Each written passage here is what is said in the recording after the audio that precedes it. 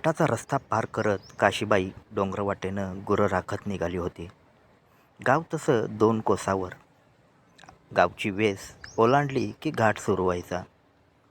घाटात झाडी झुडपी भरपूर असल्याने सहसा तिथे फक्त गुराखीच जाऊ शकत होते.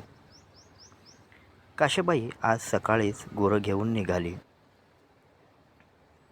काशे, ए काशे, हाळी मारत नारबा पाठीमागून गुरं घेऊन आला. कोण नारबा वैर? आज लवकर आलास? होय, रेड्याचं खोड लई तापलंय, म्हटलं तुझ्या म्हशीकडं जावं.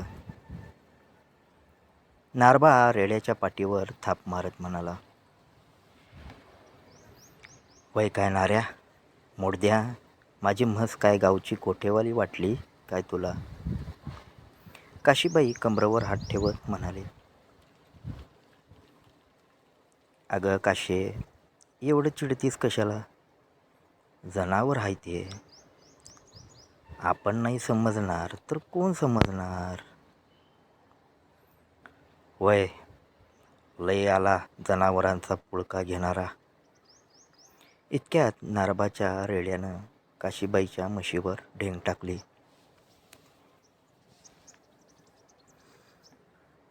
मोकळं होण्यासाठी धड पडू लागली. रेड्याचं हातभर लांबडं खोड बघून काशीबाईचं डोळं चकाकलं. नारबा, तुझ्या रेड्याला आवर घाल. बघते हातभर हाया, माझ्या म्हशीची पार फाटून निघल. अगं काशे, होऊ दे की एक फेर. त्याला काय होतंय? तुझी पण म्हस बघ कशी उपला आल्या. बघ कसं बिलगून उभारल्या. रेड्याला चिटकून अगदी. काशी काही न बोलता गप बघत राहिली. रेड्यानं आपलं कार्यक्रम चालू केला. ते पाहून काशीच्या अंगात शिरशीर येत होती. मुडद्या नाऱ्या, हे बघ, तुझं बेण्यानं मला पण तापवून सोडलंय बघून. आता मला माझ्या नवऱ्याची आठवण यायला लागली. त्यावर नारबा म्हणाला. अगं काशे, नवरा कशाला लागतो या? चल की झुडपाच्या आडोशाला, मी करतो की तापलेलं थंड. तोपर्यंत रेड्यानं आपला कार्यक्रम आटपला. नारबा, चल मग लवकर, आता नाही राहवत. नारबा आणि काशी झुडपाच्या आडोसा पकडून आपल्या भावना बाहेर काढून मोकळे झाले. लुगडं आवरत काशी नारबाला म्हणाले. नाऱ्या, मुडद्या, तुझं पण अगदी रेड्यावानी हाया बघ. लांबडं एका झपाट्यात मोकळं केलंस कुत्र्या. उभारूनच लुगडं सरळ करत काशी बाजूला होत म्हणाली. दिवस मावळतीला आला. काशी आणि नारबा आपापल्या घरी आले. काशीच्या मनातनं नारबाचं खोड जात नव्हतं. काशी मनात म्हणत होती, मुडद्याचं खोड चांगलंच निभार होतं. एखाद्या तापलेल्या भट्टीत पार जशी तापून लाल होत्या तसं अगदी कडक होतं बया. आणि परत उजळाया जाते आणि नारबाचं खोड परत एकदा ढवळून घेते.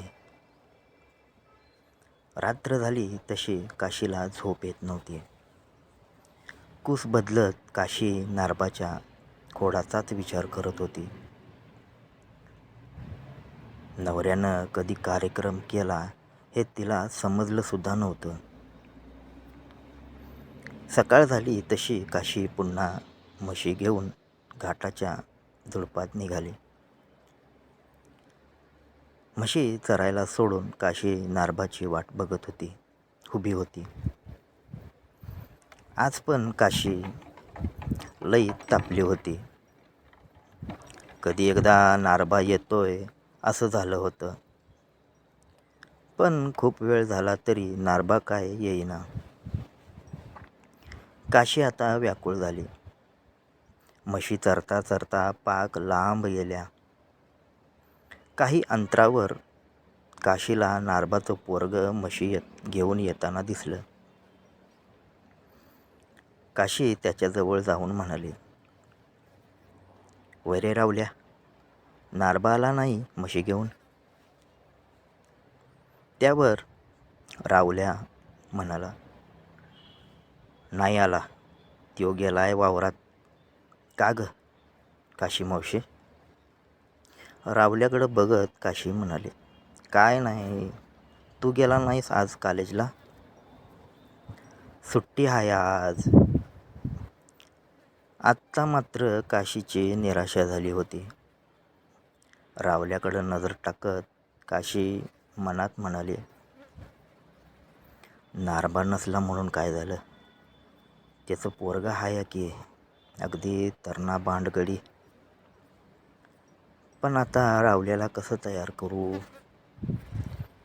असं बोलून काशी रावल्याला म्हणाले, "ते न रावल्या, माझी म्हस लई दिस झालं वांजुटीसारखं फिरत्या बघ. जरा तुझ्या रेड्याकडं काय होतंय काय बघ की." काशीच्या शब्दांचा बाण रावल्याच्या कोवळ्या खोडावर लागला. रावल्याचं खोड जणू नाचू लागलं. त्याच्या भावना टपकू लागल्या. "काशी मावशी, रेड्याचं तर काय सांगता येणार नाही, पण माझं खोड लईच धिंगाणा घालतंय बघ." काशी हसतच म्हणाली, "दिसतंय मला तुझं खोड. बघ ते किती नागावानी फुगलंय." "वय काशी मावशी." असं बोलून रावल्यानं आपल्या रेड्याला काशीच्या म्हशीजवळ आणलं. रेड्यानं पण लगेच आपलं काम केलं. पण रेड्याचा कार्यक्रम बघून रावल्या आणि काशी चांगलीच तापले होते. आता मात्र काशीला राहवलं नाही. "रावल्या, चल आडुशाला, हरणी लई धुंदीत आल्या बघ." आडुसा बघून रावल्या आणि काशी एकमेकात अडकून राहिले. रावल्याच्या कोवळ्या खोडावर बसून काशीने आपल्या भरून आलेल्या भावना रिकाम्या केल्या.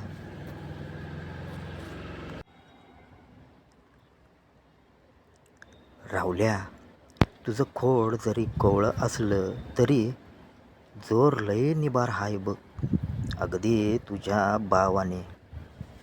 काशी सहजच बोलून गेली. धन्यवाद मित्रांनो. कथा आवडली असेल तर नक्की लाईक करा. चॅनलला सपोर्ट करा. धन्यवाद.